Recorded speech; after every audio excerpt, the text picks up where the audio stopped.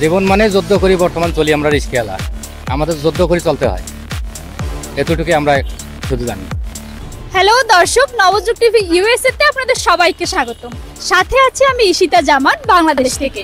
আজ আমরা আছি ধানমন্ডি 19-এ, যেখানে দেখতেই পাচ্ছেন আমার পিছনে আছে অনেক রিকশাওয়ালা মামারা, যাদের সাথে আজ আমরা খেলবো নবযুগ গুগলি। চলুন শুরু করি।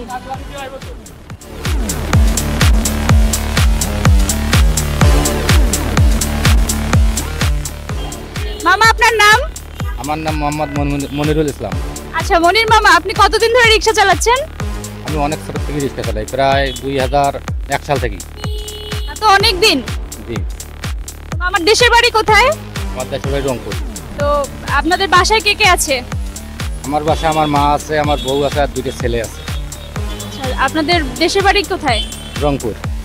রংপুরে। আচ্ছা মামা, তো অনেকদিন ধরে রিকশা চালাচ্ছেন, তো রিকশা চালায় আপনার ইনকাম কেমন হয়? আপনার প্রতিদিন কেমন ইনকাম হয়? কোনোদিন মোটামুটি ভালো হয়, কোনোদিন তেমন হয় না। যেমন আজকে তেমন ইনকাম করতে পারিনি, এখন বাইরে হলাম, বৃষ্টির জন্য বাইরে যেতে পারি নাই।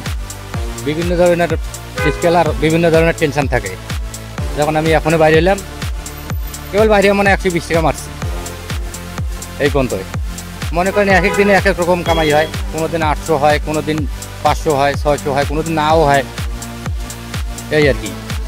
জীবন মানে যুদ্ধ করি, বর্তমান চলি আমরা রিস্কেওয়ালা, আমাদের যুদ্ধ করে চলতে হয়, এতটুকুই আমরা শুধু জানি।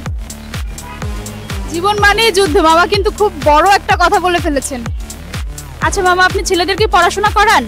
জি, আমার বড় ছেলে মাদ্রাসায় পড়ে, হাফিজি লাইনে দিয়েছি, আর ছোটো ছেলেকে কেবল শিশু আনে দিয়েছি। পড়াশোনা করাবেন, কারণ পড়াশোনা জীবনের জন্য খুবই দরকার। বড় হতে হলে অবশ্যই আপনি চাইবেন না আপনার ছেলেরাও বড় হয়ে রিকশা চালাবে, ওরা ভালো কিছু করবে, এটাই স্বাভাবিক। আমারও কথা এই যে আমি রিক্সা চালাই, আমার ছেলে রিক্সা চালাবে, আমি তো তা হতে দেবো না। আমার শরীরে যতদিন এক বিন্দু রক্ত আছে, আমার ছেলেদেরকে কোনো কাজ কামেও দেবো না, লেখাপড়া করানোর চেষ্টা করব। যদি ওরা করতে পারে, করতে না পারলে আমি রিক্সা চালাইতে দেবো না, অন্য কোনো কর্ম শিখাবো। আল্লাহর কাছে এইটাই আমার প্রার্থনা, এর থেকে বড় কিছু না। জি মামা, আল্লাহ আপনার ইচ্ছে পূরণ করুক, এটাই চাই। আর আমরা আজকে এসেছি নবযুগ টিভির পক্ষ থেকে আপনার সাথে একটা গেম শো খেলার জন্য। তো আপনি যদি আমাদের 3টে প্রশ্নের উত্তর পারেন, সেক্ষেত্রে প্রথম প্রশ্নের উত্তরের জন্য আপনি 100 টাকা, দ্বিতীয় প্রশ্নের উত্তরের জন্য আপনি পাবেন 200 টাকা, এবং যদি 3টে প্রশ্নের উত্তরই আপনি সঠিক দিতে পারেন, তখন আপনি পাবেন 500 টাকা। তো আপনি কি রেডি আছেন? জি, আমি রেডি আছি। যদি সম্ভব হয় প্রশ্ন উত্তর দেবো, সম্ভব না হলে পারবো না, এতটুকু আমি বলতে পারি। আচ্ছা ঠিক আছে, তো শুরু করি। হ্যাঁ করেন, শুরু করেন। আপনার জন্য প্রথম প্রশ্ন, বাংলাদেশের জাতীয় পাখির নাম কি? দোয়েল। দোয়েল? জি। দোয়েলটা কি? समझ रहे हो समझ रहे हो समझ रहे हो দোয়েল পাখি। দোয়েল পাখি, এটা বলতে হবে, দোয়েল পাখি। জি। আপনার উত্তর কিন্তু সঠিক, আপনি পেয়ে যাচ্ছেন 100 টাকা। বাংলাদেশে কয়টি বিভাগ জানেন? বাংলাদেশে বর্তমান তো 8টি বিভাগ, আগে 7টা ছিল, এখন 8টি হয়েছে।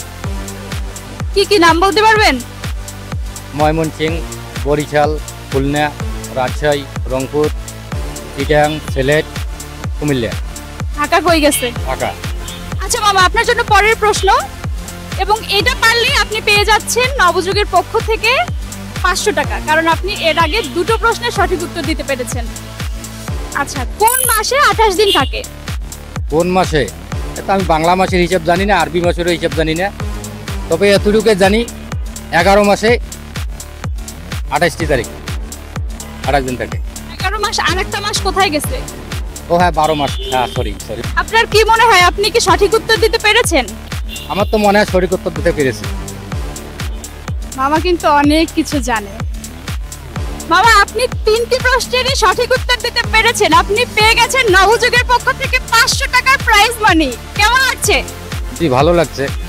আপনাদের সঙ্গে কথা বলে আরও আমাকে ভালো লাগলো, যে আসলে আমি পারবো কি না, যে পারছি, যে এটাই আমার কাছে সব থেকে বড় জিনিস, যে আমি প্রশ্নের উত্তর দিতে পারছি। আচ্ছা মামা, ধন্যবাদ আপনাকে। আর মোবাইল আছে? জি আছে, মোবাইল। মোবাইলে নবযুগ টিভি লিখে দেখবেন। জি অবশ্যই দেখবো। আপনাকেও দেখা যাবে সেখানে। জি দেখবো। মামা, আপনি পেয়ে যাচ্ছেন নবযুগের পক্ষ থেকে 500 টাকার একটি প্রাইজ মানি। কেমন লাগছে মামা? খুবই ভালো লাগতেছে, ভালো লাগতেছে যে প্রশ্নের উত্তর দিতে পারছি, যে জীবনে আমি এই কাজটা করতে পারলাম অন্তত, যে 3টে প্রশ্নের উত্তর দিতে পারলাম, কিছু পারি আর না পারি। আপনি অনেক কিছু পেরেছেন, আপনার কথায় যতটুকু বুঝলাম আপনি অনেক ভালো মানুষ। ভালো মন্দ তো বিচার করে মানুষের কথায় এতটুকু আমি জানি, আমি যতটুকু জানি অতটুকু বলছি। আর আমি চেষ্টা করি যে মানুষের সঙ্গে ভালোভাবে চলার।